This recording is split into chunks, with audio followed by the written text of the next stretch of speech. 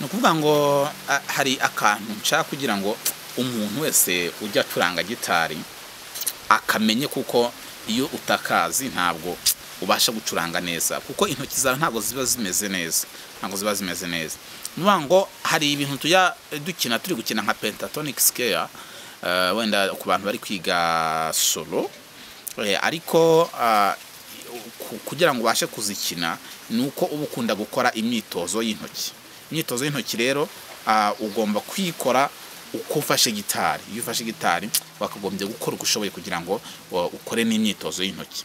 Imyitozo y'intoki rero ndagira ngo mbereke byibuze nk'umwitozo donc ushobora gukora. Reka duhere hano 1 2 3 4 5 6 7 wenda duhere mu kazu ka 7.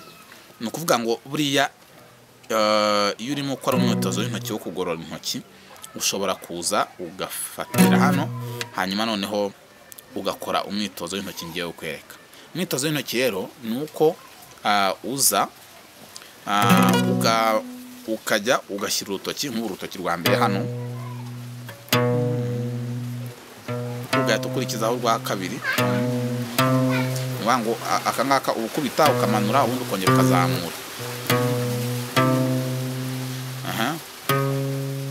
Ngo rero nimbuje ugahita wimura, noneho ukazana ukurikiraho, noneho ukongera ukazana ukurikiraho, ukongera hano.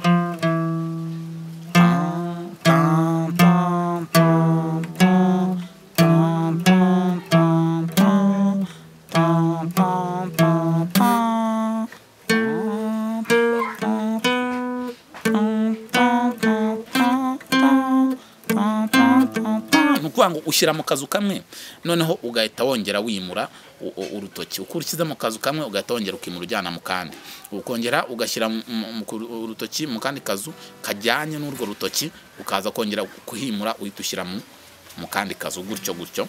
Noneho na hano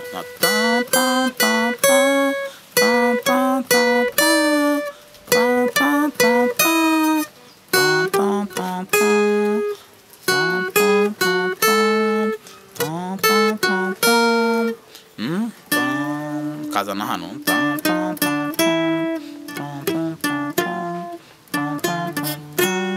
kongera ukazana hano,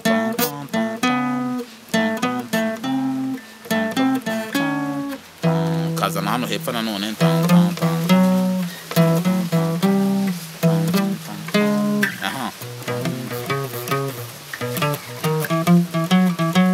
bihita byemera nk'akazi kikaryoshye.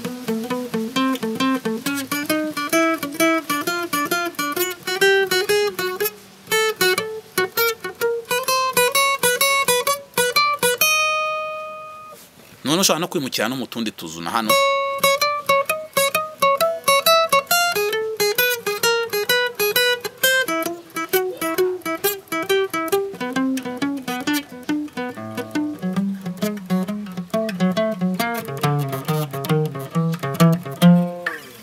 Ni iryo somo rero ry'uyu munsi, nkaba nizera yuko abantu basanzwe bacuranga gitari mugiye kujya mukora imyitozo.